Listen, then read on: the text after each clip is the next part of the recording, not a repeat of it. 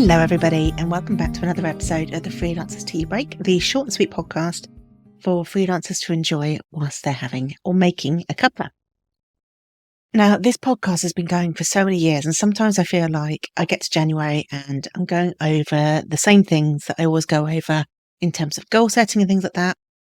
But I realised I have a few things that I've been trying out over the last year that I may not have already shared on here. So I want to share a few more unusual goal setting tips because I'm sure you've read so many over the last few weeks. These ones might just add a little twist to things, or if you're struggling to keep on track, they might help you a little bit. The first one is one that I think I might have actually mentioned before, which is meet, stretch, and smash.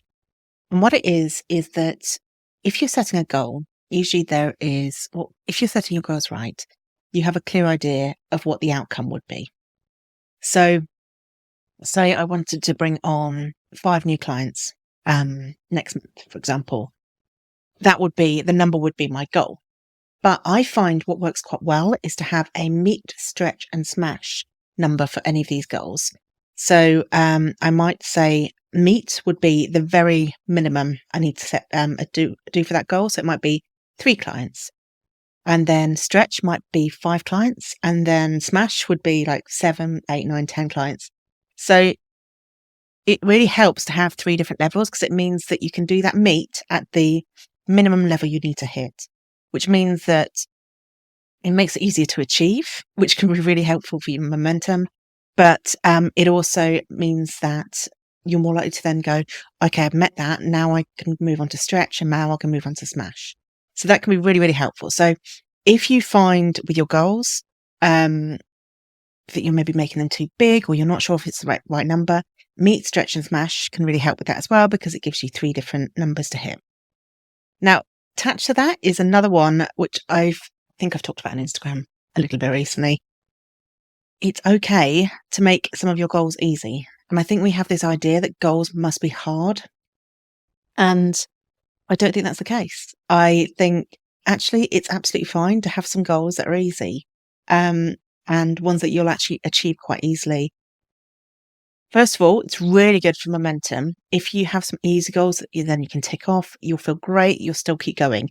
If you have 3 hard goals and you don't achieve any of them, you'll feel really rubbish about yourself. Whereas if you have 3 goals and maybe you've smashed one of them, reached meet or stretch for the other one, and the other one you are close to meet, you'll feel much better and much more likely to get that momentum and feel good and feel productive and keep going.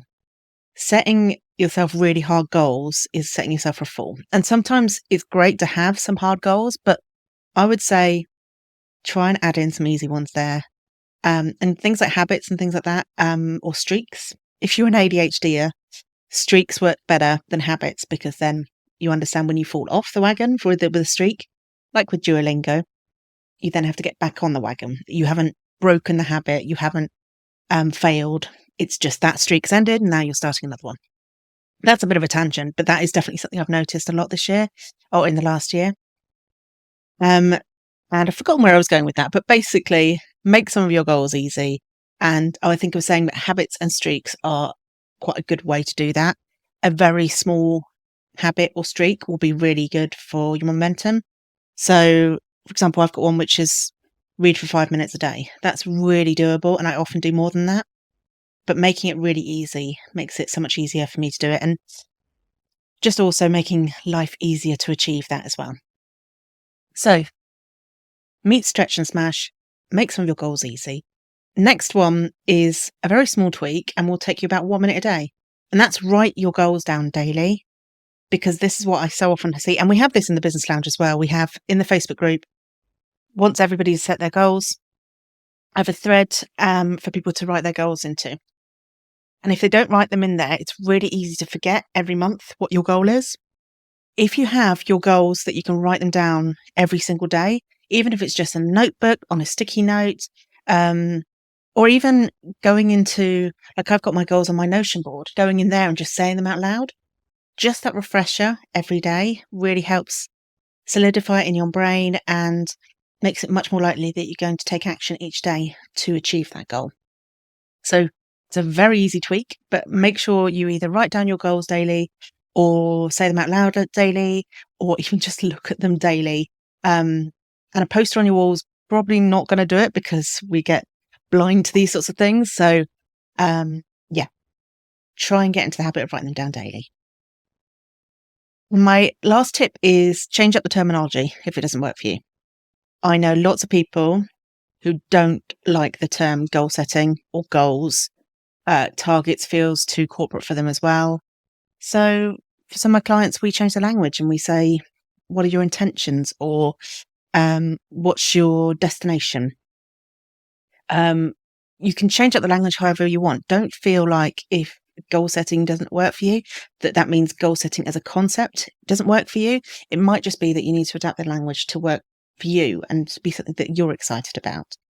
And I know some people gamify this and say, instead of like it might be an end boss, or it might be side quests and things like that. Side quests, I think, are something I'm going to do a whole other episode on, actually.